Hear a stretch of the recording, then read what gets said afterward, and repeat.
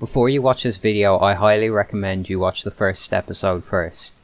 It gives general advice about the game that everybody needs, no matter what class you play. Watched it? Cool, onto the video. So, you want to give the Scout a try. Good choice. Scout's the lean, mean killing machine, the glass cannon of the 9 classes. Being one of the most mobile classes, along with being able to two-shot the majority of classes under the right circumstances, Scout is easily one of the most powerful and fun classes to play. In this video, we'll be going over these topics: about the Scout, his role in the team, his counters, positioning, weapons, and at the end, I'll answer some questions I got after my last video.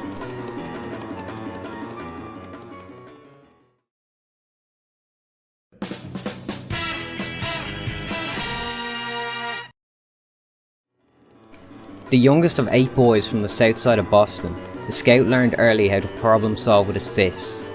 With 7 older brothers on his side, fights tended to end before the runt of the litter could maneuver into punching distance, so the Scout trained himself to run. He ran everywhere, all the time, until he could beat his pack of mad dog siblings to the fray.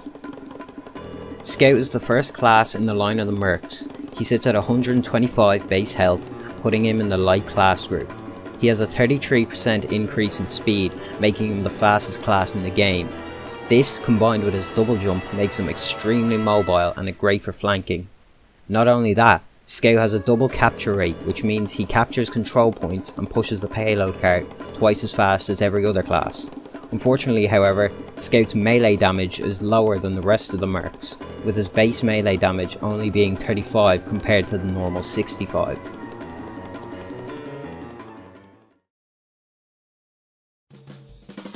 So what is your role in the team as a Scout? I think this diagram best explains it. Let's go through each group. Pick classes won't be getting mad multi-kills or damage output. They're meant to be one person at a time, mainly high priority targets like medics or snipers. Power classes are the ones who will be putting out a lot of damage. They'll normally be the ones getting large multi-kills and will be up at the front lines the longest.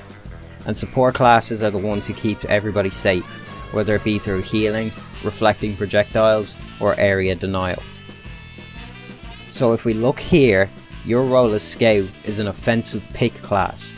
This means you work best in 1v1s, not large team fights. This doesn't mean you can't be useful in team fights, but we'll talk about that once we get to it. Positioning is where you should be positioned during fights. For Scout, he should use his extra mobility to get behind the enemy using flank routes. This lets you get right behind the enemy where you're most effective. See, Scout's scattergun is a shotgun, so the closer you are, the more damage you do. If you're in the right position, you could two-shot the majority of classes. So let me give you an example of how to flank effectively as Scout. Let's say we're playing on Payload Dust Bowl. You're on the defending side. The front line is around here, and that's where most of the high damage classes are fighting. While this is happening, you can run around the rock or through the tunnel to get behind the enemy lines. You might have to 1v1 someone around like here, but if you win that, you can run over to here, get a few kills, and once people start noticing you, retreat back to your side. Because you're a pick class doesn't mean you can't fight at the front lines. Your scattergun does a good bit of damage at medium range for you to weaken or finish off enemies without compromising your safety. You can also kill anybody who tries to push up or overextend.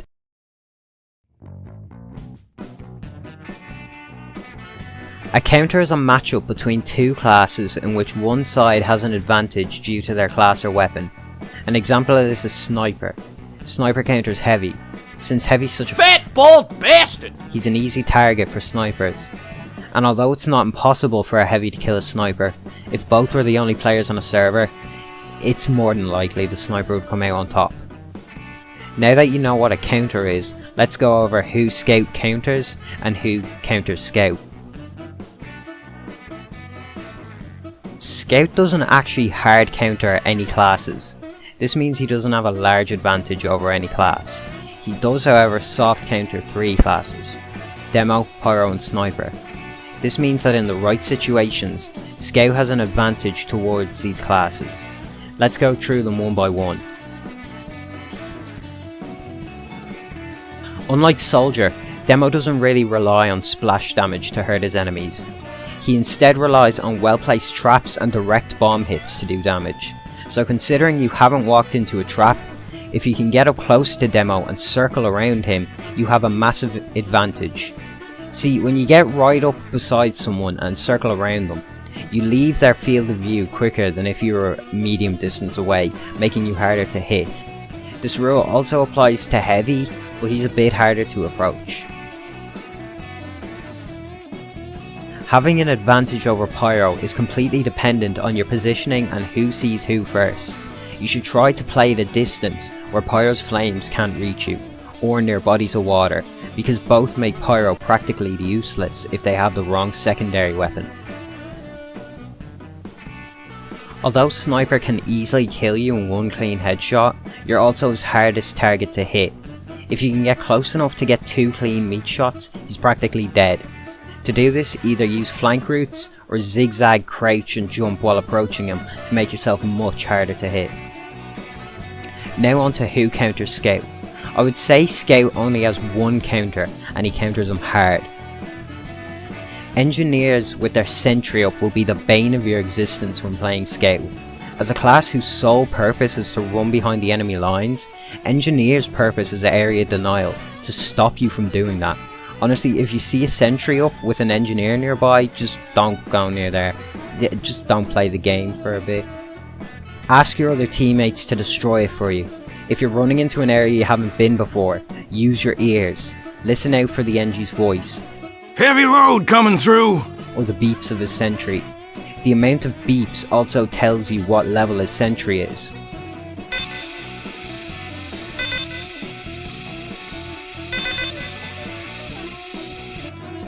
Now if you see an engineer without his building, that's a whole different story. Wait. You want the intel? Right. You pull that trigger, you're never gonna...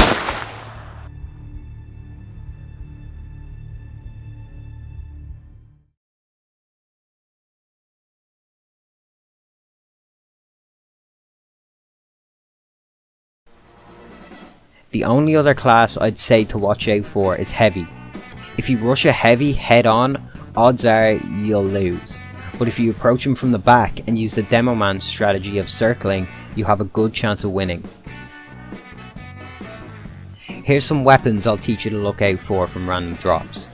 By the way, just because you get a new weapon for a class, doesn't mean they're better than the old ones. Sometimes that's far from the truth. Honestly, Scout's stock loadout is extremely good.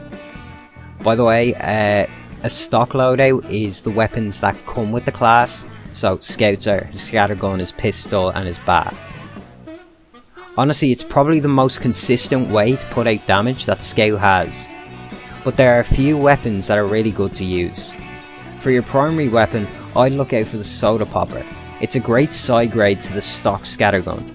A side grade is a weapon that isn't better or worse than another weapon, it's just a different option.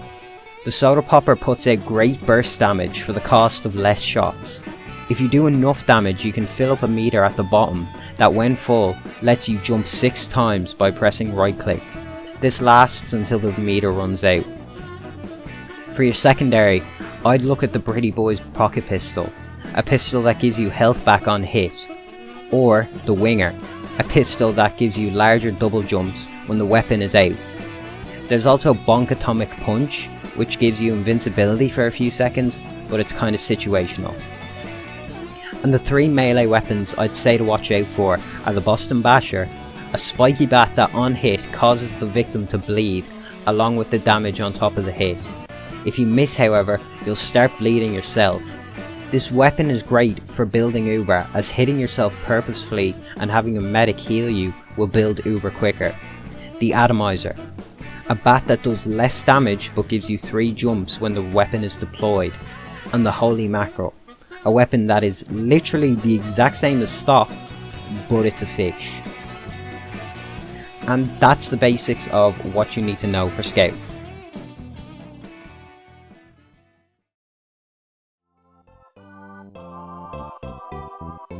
Okay, so now I'm going to go over some of the questions I got asked from the last video. This isn't scripted, I'm just going off what I know. So, first question was, how do trading sites work? Different trading sites work different ways. The main ones you should be using are marketplace.tf, backpack.tf, and scrap.tf. Okay, so I'll go through each of them. So marketplace.tf is you buy your items for cash. You put in your credit card, you buy the items. You used to be able to sell things on there. They've disabled that feature, except for a few restricted sellers. But yeah, and they normally have good prices on stuff, so that's a good place to buy. Backpack.tf, they do like auctions and stuff. You will buy that with scrap, and I'll get into what scrap is now, the next thing. You buy that with scrap. That's normally for like rarer items. And that's the same with scrap.tf, except they're for like weapons and not as rare items. Now, what scrap actually is, scrap is the in-game currency. So it's scrap. So there's scrap metal, there's reclaimed metal, and there's refined metal, and then there's keys, and there's also two other ones, earbuds and Max's heads. They don't really use Max's heads that much anymore, but the value changes all the times. But basically, if you want to know the value of it, go to calculator.tf. You can get scrap by recycling any extra weapons, or you can trade for it, or you can buy it. And the last question I got was about the rarity of weapons and items and cosmetics. So for cosmetics, if you hover over it, you'll get a list, and the higher up the list the highlighted item is, the rarer it is. Now that's just for cosmetics, so that's just if it's a basic cosmetic. Then up a level is strange cosmetics and weapons. So strange cosmetics and weapons, they track your kills, and the more kills you get, the better rank it is. Now, you cannot trade those strange weapons and keep the kill counts on them, but they'll still be a strange weapon. And the last main one you need to know about is unusuals. Unusuals are like not the rarest, but basically one of the rarest you'll encounter. So what they do is they give an effect to either weapons or cosmetics. You'll mostly see them on cosmetics. So you might see like fire or sparkling, or for me, I have electricity over mine. I only have one. But you can also get them on guns, and they'll add like a little smoke effect to your thing or whatever. So they're like, that's where the big money is if you want to get into trading. I am really not the most experienced to talk about trading. I recommend, if you're looking to do TF2 trading, like just solely trading, there's definitely some other channels out there that are a lot more qualified to do trading, because the amount of trading I've done is minimal, to say the least.